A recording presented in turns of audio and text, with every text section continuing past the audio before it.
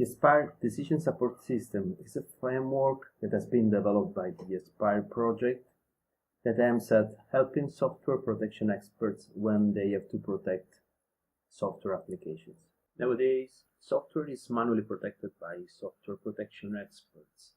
This task completely relies on the skill, expertise, and experience of the software protection. But deciding what to protect and how to protect is a very sensitive task and is also complex. Therefore, there is a very high risk of errors. It would be much better having a complete risk analysis of the software to protect. The ASPIRE Decision Support System automatically performs the complete risk analysis of a software application.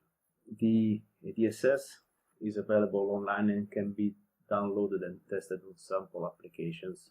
The ASPIRE project has developed the ACTC, the ASPIRE Compilation Tool Chain. The ASPIRE Compilation Tool Chain reads the part to be protected as a set of annotations that precisely indicate the protections to apply and where, and then automatically generates the protected application. However, the annotations used are very technology specific and protection specific.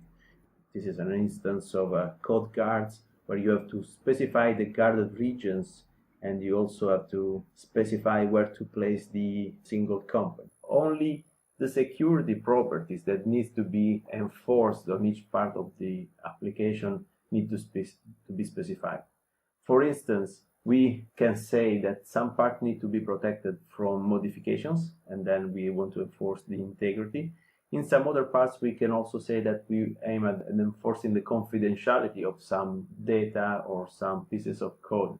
The ADSS is the tool that takes and input security requirements annotations. It combines them with user preferences about the protection to use, the overhead to be introduced into the application, and then it produces as output a report that also includes the golden combination, the best set of protections to protect the assets into the application. The ADSS will then translate the golden combination into a set of protection-specific annotations to be processed by the ACTC.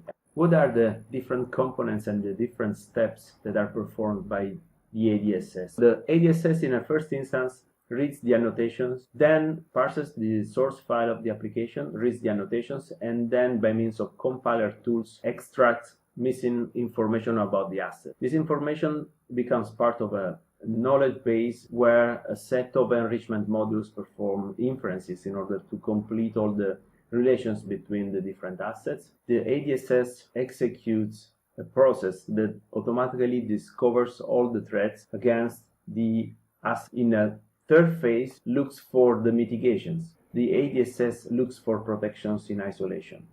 It estimates the effectiveness of each protection on the selected asset. But since the protections in isolation are not the best way to protect an application, the ADSS investigates about the possibility of using protections in combination. We have developed a set of models that highlight the synergies and incompatibilities between the different protections so that the ADSS can exclude incompatibilities and try to maximize the synergies. We aim at selecting the optimal protection, so the golden combination. The ADSS performs an optimization that outputs the best one or the best set of combinations, the golden combinations. In the last phase, since the protected asset will show some recognizable patterns, the ADSS will try to hide them by adding more protections, also for parts that are not assets, in order to delay the attack by rendering it difficult to locate the actual asset. In the final phase, as already explained, the ADSS will translate the golden combination into annotations. To use the ADSS to protect an application, you need to create a project, since the ADSS is an Eclipse-based application. New project, and then you have to select ADSS full software from the window here. At this point, you need to give it a name. In this case, we will name it the project demo. And then we need to provide information about the working directory, so where the source code of the application to protect are located. And then the information about the JSON file that contains the ACTC configuration information. Then you need to specify where the ADSS has to write the output.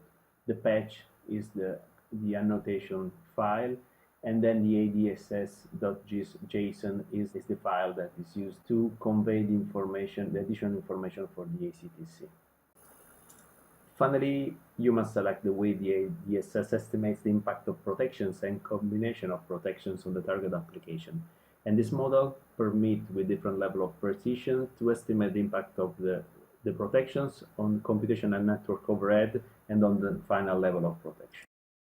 If the ACTC is not on the same machine as the ADSS, you can specify the network connection parameters in this window. And finally, with this window, you can override all the ACTC command instructions. When you press finish, the ADSS will generate a new project and pass to the main window to control the application. When you press the finish button, a new project will appear in the Project Explorer tab.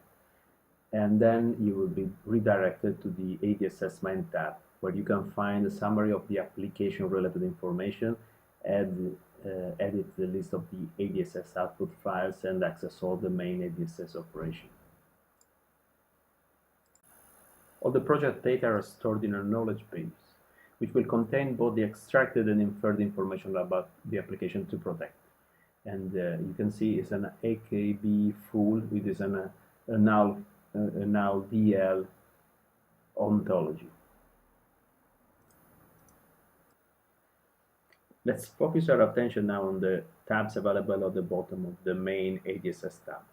With these tabs, you can access summary information about the assets to protect in the application, and you can fine-tune the analysis by defining what the attackers can do, their skill and expertise, and the tools that they can use.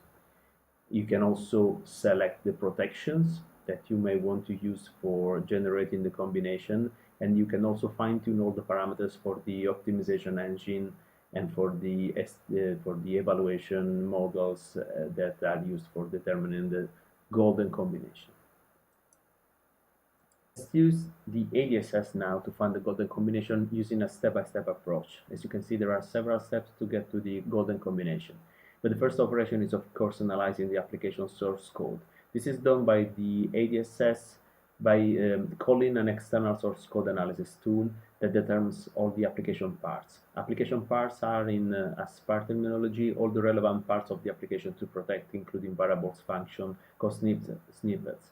Moreover, the ADSS looks for the application parts that have been explicitly annotated by the user with requirement annotations. And the ADSS also connects to the ACTC in order to compute static and dynamic metrics that are performed.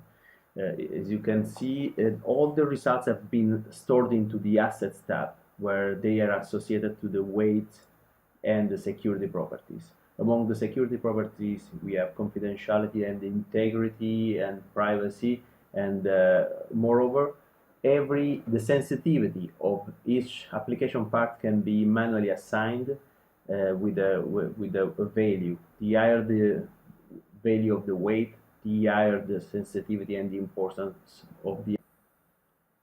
Then the next step consists in identifying all the attacks that threaten an application assets.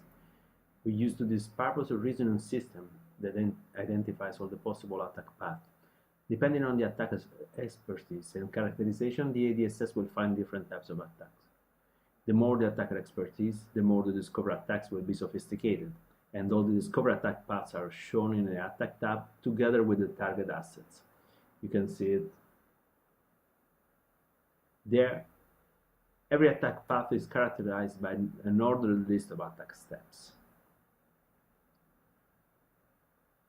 Moreover, the attack steps can be individually selected, but this is not suggested. Once we know the attacks, we need to find the protection that can mitigate them. With this step, we look for protections in isolation. That is, we identify protections that alone may affect at least one of the attack steps in every attack path. After this step is completed, in the attack tab, each path is associated to the protection that can mitigate them. Attacks that the ADSS estimated reasonably well mitigated, also with single protections, are highlighted in green, whereas attacks that are partially addressed are shown in yellow. Attacks that are not well mitigated by single protection are shown in red, while the attacks that have no protections at all are in gray. Now it's time to look for combinations of protection. More precisely, let's ask the ADSS to find the best 10 golden combinations. This step may last from minutes to hours, even days, depending on the computational resources, the application to protect, and the selected estimation accuracy. The computation time can be reduced by selecting heuristics and pruning criteria in the preference tab. And when this step is completed, the golden combinations are shown in the solution tab.